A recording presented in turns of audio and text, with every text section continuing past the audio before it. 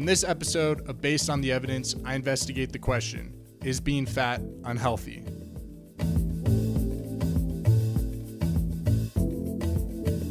I chose this specific question to kick off this series because the answer that has always been in my head is a simple yes.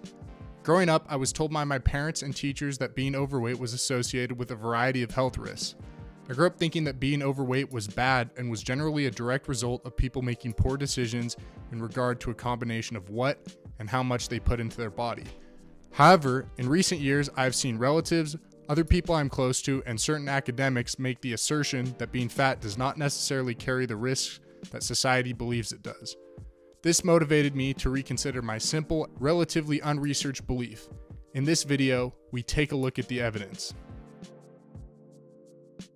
First, a definition. According to the CDC, an individual is considered to be of normal weight if they have a body mass index or BMI of 18.5 to 24.9, overweight if they have a BMI of 25 to 29.9, obese if they have a BMI of 30 to 39.9, and severely obese if they have a BMI of 40 or higher. For example, I am 6'4", 220 pounds. I have a BMI of 26.8. By this definition, I am overweight. However, BMI is not a direct measure of fatness, although it is moderately correlated to it. There are more direct ways of measuring fatness such as DEXA, skin fold thickness test, air displacement plethysmography, and waist circumference and waist to hip ratio measurements. The reason why BMI is used is because it is cheap and easy. A 2016 paper demonstrates the limitations of BMI. It shows that in a study of 40,420 subjects, that when individuals were considered based off of their BMI category, nearly half of overweight individuals, 29% of obese individuals, and even 16% of obesity type 2 or 3 individuals were metabolically healthy. Moreover, over 30% of normal weight individuals were cardiometabolically unhealthy. If we can generalize these results to the entire population, that means that by using standard BMI categories as the main indicator of health, we misclassify 75 million or 23% of US adults. Further literature supports using a combination of waist circumference measurements and BMI as an affordable and more effective alternative to just using BMI alone. It's worth taking into account that over time your cardiometabolic state can change, and if you were previously metabolically healthy at one weight, it is also possible that you could have similar metabolic health at a higher weight, at least initially, but there's not agreement as to whether this is sustainable in the long run. So BMI isn't the perfect measurement of who is fat and who isn't, and it's worth noting that there are not standard cutoff points for normal, overweight, and so on in regard to body fat percentages, which is odd because of BMI shortfalls. While the difference between muscular with high BMI and fat with high BMI should be considered, there are also inherent risks that are related to how large you are, regardless of muscularity, such as high blood pressure and osteoarthritis. But I don't want to get caught up in the weeds, so keeping in mind that BMI is not a perfect measurement, it is still correlated with fatness and is good enough to make general inference to the population as a whole, and the majority of research uses it, so I am too. It will likely come as no surprise that people in the United States are getting bigger. In the US, there has been a growing number of obese women and men. The obesity rate has roughly tripled since the 60s. It's difficult to find information about obesity trends before the 60s, but I did find one article in which researchers think that people in the US have consistently been getting bigger since industrialization. Because obesity rates have changed so much in such a small window of time, it is impossible that the change in the obesity rate is caused by a change in the genetic makeup of the population, because the genes that regulate body weight are estimated to have evolved anywhere from 200,000 to 1 million years ago. During this time, environmental factors were obviously very different than they are today. Rather than a society of excess, humans from long ago faced food scarcity. Strenuous physical activity was a big part of gaining access to food and so on. In this time, starvation was the danger, not obesity. In fact, it was maladaptive in the environment of long ago to do anything but store and conserve as much energy as possible. Comparing the environment humans faced in the past to the environment we face today can certainly give us some insight as to why we are so much bigger and fatter now. Obesity is not uniformly distributed throughout demographics. For example, there are higher rates of overweight men than women and higher rates of obese women than men. These differences between men and women are much more pronounced in the Hispanic and African American population. Additionally, studies support the idea that these racial differences persist even after controlling for socioeconomic status. So, let's get back to the main question. Is being fat unhealthy? In a meta-analysis, association of all-cause mortality with overweight and obesity using standard body mass index categories concludes that obesity, all grades, and grades 2 and 3 obesity are associated with significantly higher all-cause mortality. Grade 1 obesity overall is not associated with higher mortality, and overweight was associated with significantly lower all-cause mortality. The meta-analysis covers 97 studies with a combined sample space of 2.8 million individuals and 270,000 deaths. This meta-analysis is also congruent with these findings and this other meta-analysis. This is pretty interesting because according to those studies, people considered overweight have a significantly lower mortality, and that would suggest that being overweight might actually be more healthy than being normal weight, something that people online have referred to as the obesity paradox. But likely in response to findings like these, a 2017 meta-analysis, this time using cohorts, weight history and all-cause and cause-specific mortality in 3 prospective cohort studies asserts that the paradoxical association between overweight and lower mortality is reversed in analyses incorporating weight history. In yet another meta-analysis, the incidence of comorbidities related to obesity and overweight, a systematic review and meta-analysis, 18 comorbidities are found for overweight individuals. Incidence of type 2 diabetes, all cancers except esophageal, pancreatic and prostate cancer, cardiovascular diseases, asthma, gallbladder disease, osteoarthritis, and chronic back pain. The study, using genetics to understand the causal influence of higher BMI on depression, demonstrates a likely causal link from obesity to depression as well. So this is all to say that yes, being overweight or obese is likely unhealthy. Exactly how unhealthy is it? The cohort study that I brought up earlier estimates the effect size and shows that relative to normal weight individuals, those who are overweight have a 6% higher chance of dying at any time than their normal weight peers, while those who are obese 1 have a 24% higher chance and obese 2 have a 73% higher chance.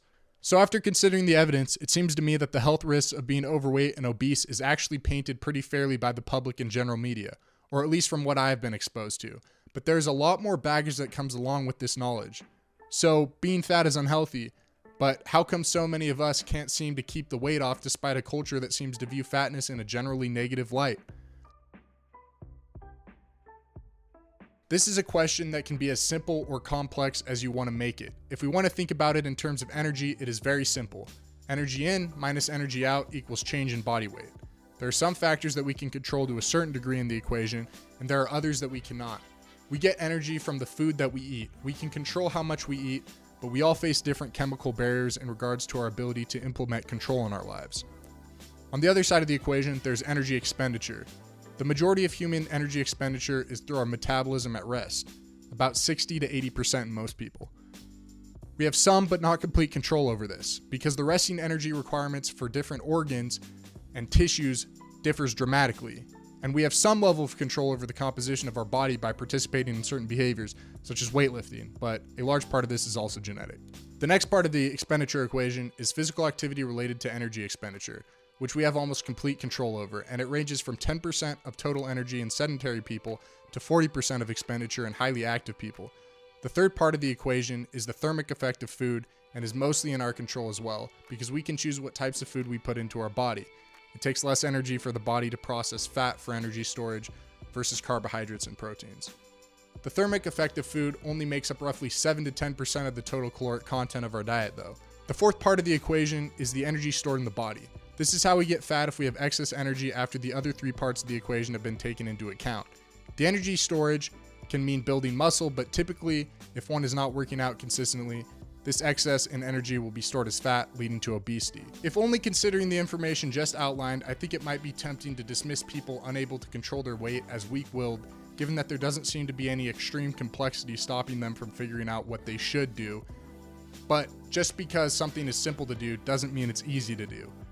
The reality is that the relationships humans actually have with that equation is pretty nuanced. After more research, I'm reluctant to buy into the explanation that being fat is simply a moral failing due to studies such as treating obesity seriously, when recommendations for lifestyle change confront biological adaptations. This study brings up that caloric restriction triggers several biological adaptations designed to prevent starvation, and that these adaptations might be strong enough to nullify long-term effectiveness in lifestyle modification in the majority of cases of obesity. Something that I believe people who have never struggled with weight gain ought to seriously consider before passing judgment on those who have. To quote the paper, the mere recommendation to avoid calorically dense foods might be no more effective for the typical patient seeking weight reduction than would be a recommendation to avoid sharp objects for somebody who is bleeding profusely. The rise in the rate of obesity is apparent in itself. The advice that we are giving to those who are overweight is simply not effective. In a cohort study, it shows that the probability of achieving a normal weight after becoming obese is extremely low, with the odds typically decreasing as the person gets larger. For women with a BMI of 30, the annual probability of attaining even a mere 5% decrease in weight was less than 10%. In a meta-analysis titled Long-Term Efficacy of Dietary Treatment of Obesity, a systematic review of studies published between 1931 and 1999, with the rate of success in the studies defined in some as maintaining all weight initially lost and in others as maintaining at least 9 to 11 kilograms or 24 pounds of initial weight loss, describes a slightly more optimistic outlook, but still relatively bleak, with the best diets only being successful 27% of the time. Dieting's rarely effective. Now, here's where it gets interesting. A study looking at the link between weights of orphan kids and their parents suggests that 70% of the variation in people's weights may be accounted for by inheritance. After all, it's difficult to say that lifestyle is to blame when the kids don't grow up with their own parents. In another interesting study, Jules Hirsch studied 8 people who had been fat since childhood, who spent 8 months at a hospital while scientists controlled their diets. The subjects lost 100 pounds over this time period on average. After being released, all subjects regained the weight. Hirsch's research shows that after weight loss, subjects burned as much as 24% fewer calories per square meter of their surface area than the calories consumed by those who were naturally thin. As if this wasn't a big enough hurdle, the subjects also suffered from a condition that starving people who are of originally normal weight suffer, called semi-starvation neurosis. This study certainly paints weight gain as a one-way valve problem. The Modern Nutrition in Health and Disease textbook also seems to relay this. To quote, "The changes in energy expenditure are much greater with underfeeding than with overfeeding, a finding suggesting that the body has a strong ability to defend against loss of body weight and a much weaker ability to defend against body weight gain." Interestingly though, there's evidence contradicting this one-way valve explanation. Dr. Ethan Sims had subjects at a state prison volunteer to gain 20% to 25% of their original weight. After they gained the weight, they had no trouble losing the weight. Within months, they were back to normal and effortlessly stayed there. These studies contradict much of the public's general understanding of what causes weight gain and seems to suggest a much more nuanced and complicated relationship. Now, everyone put your tinfoil hats on for this one. It shows that lab mice have gained 11% weight per decade and lab chimps have gained 35% weight per decade. What's amazing about this is that their diets are typically strictly controlled. The weight gain has occurred without a significant change in diets. The author of this study suggests the possibility of poorly understood factors such as viral pathogens and non-genetic factors. One of these epigenetic factors may be the population's increase to exposure to industrial chemicals such as BPA, as there is an association between urinary BPA levels and obesity. In the review, The Estrogenic Endocrine Disrupting Chemical BPA and Obesity, this connection between BPA and obesity is also brought up. I think that many of us don't even want to consider this outside factor explanation because it makes us feel powerless. This argument probably falls especially flat in the United States, where we have this very individualistic attitude. But the evidence doesn't change to yield to the narrative that we have in our heads. And this isn't to say that we have no control over our bodies. It is possible to lose extreme amounts of weight and keep it off. There's evidence of that all around us. We should just understand the difficulties someone has to face to get to this point and understand how low the odds really are. This brings me to something that had initially upset me: healthy at every size. Since we know that, yes, being fat is unhealthy, what is this organization that's acronym is seemingly dismissing loads of scientific evidence to the contrary? As it turns out, though, my outrage was completely misplaced and a direct result of me assuming that I understood what healthy at every size was without actually reading what they were about. They're not saying that it's perfectly healthy to be morbidly obese. They just seem to me to be, for the most part, realists. Healthy at every size sees the writing on the wall. Losing weight once you're obese is extremely improbable. And based off of this dismal evidence, they're saying, okay, you're fat, now what? Instead of advocating for improbable weight loss, they're saying, let's try to focus our energy in ways that have a higher success rate. Let's do things that can improve our health independent from considerations of size. But please come to your own conclusions by reading about their philosophy. I'll leave a link to their website in the description. In conclusion, yes, being fat is unhealthy, but the ways in which people develop obesity are not completely understood, and we should take that into account.